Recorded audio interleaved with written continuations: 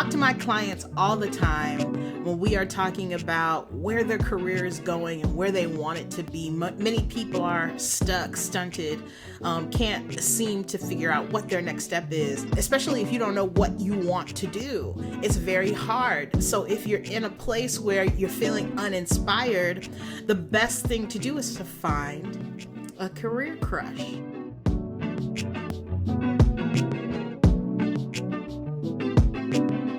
A career crush is somebody out there who is a mover, shaker. They're doing big things. They don't even have to be in your industry, okay? They could be anybody in any other industry doing something excitable, vocal, not just about their successes, but also about their failures, right? They're not afraid to fail forward, to fail, learn the lesson, and then implement that so that they don't mess up again, right? So if you find someone who is vocal about those things, you can actually listen to them and take lessons from them.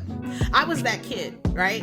What I used to do was I would listen to other people talk about their mistakes, and then I'd be like, you ain't got to worry about me. I'm never making that mistake because I already heard what happens when you make it, and I don't want that to happen to me. I'm going to take that as advice, and I'm going to do everything I can not to make that same mistake. That was me. I had no problem with that.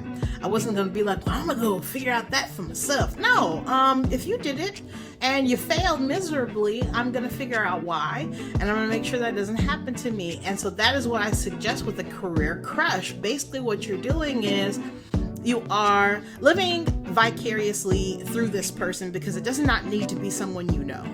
It can be someone that you are following online. It can be someone that you see at the office. And I don't want you to get this construed thought process about this person being perfect. That's not what this is about. This is actually the opposite. The whole concept is, if this person can be successful, if this person can fail, be very open about it and still be okay with themselves, so can you. No matter what field you're in, so can you. They fell on their face, they picked it up, they went on to the next venture, so can you.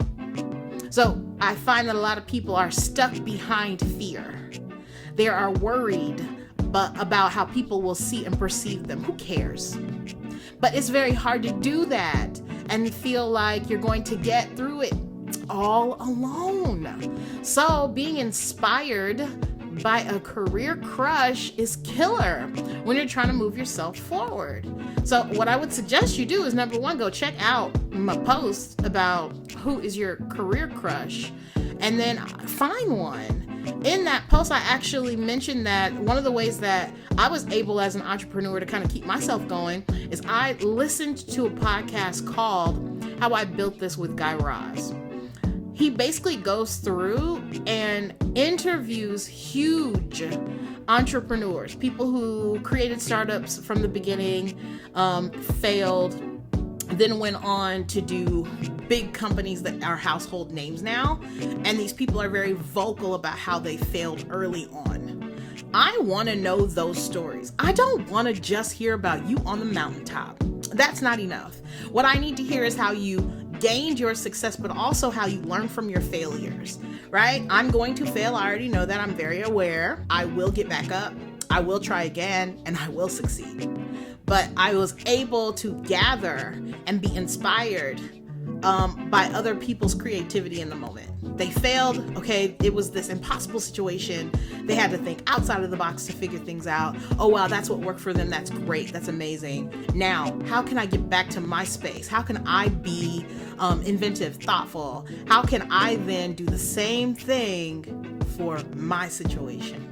You see, so it's not that we are going to go and that we're going to idolize or worship somebody as an entrepreneur. It's not that we're going to make them seem as though they are famous, and because they are famous, they are without flaw. It is not that. Actually, what it is, it's just inspiration. So the person who I named as my career crush is Carla Harris. 30 years deep in Wall Street. She's an author, speaker. She's got TED Talks. She's also a philanthropic mover and shaker. She hosts a podcast called Access and Opportunity. And I love the fact that that podcast is in her voice, right? But she's interviewing guests and really answering the question of, how do we get people who have been marginalized access to the opportunity, right? The other thing that I absolutely love about her is she's also an accomplished singer. If you know me, I also sing. Growing up, I had a hard time identifying why I was the way I was versus how other people were. Very funny, goofy. I love to tell jokes. I'm sassy. I'm loud. I know those things about myself and I'm okay with it. But it took me a long time to get there. For a while, I had a hard time with the fact that I can sing and I can be this front person. And I want people to see that, but I also want people to take me seriously behind the scenes.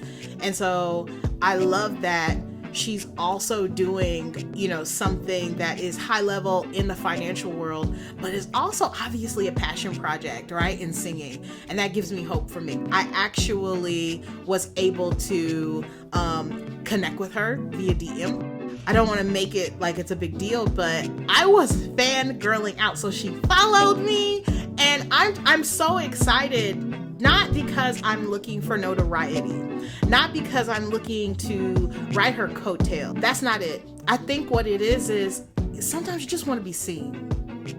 That's all. I just want to be seen. And to get that, that feels good. That validation, So I appreciate the likes. I appreciate the fact that she followed me. I'm hoping that, our paths cross again. But that's my career crush, not because I'm idolizing her, but because she's very vocal. She offers so much wisdom, and I am open to learning at all stages of my career. So we will talk again soon.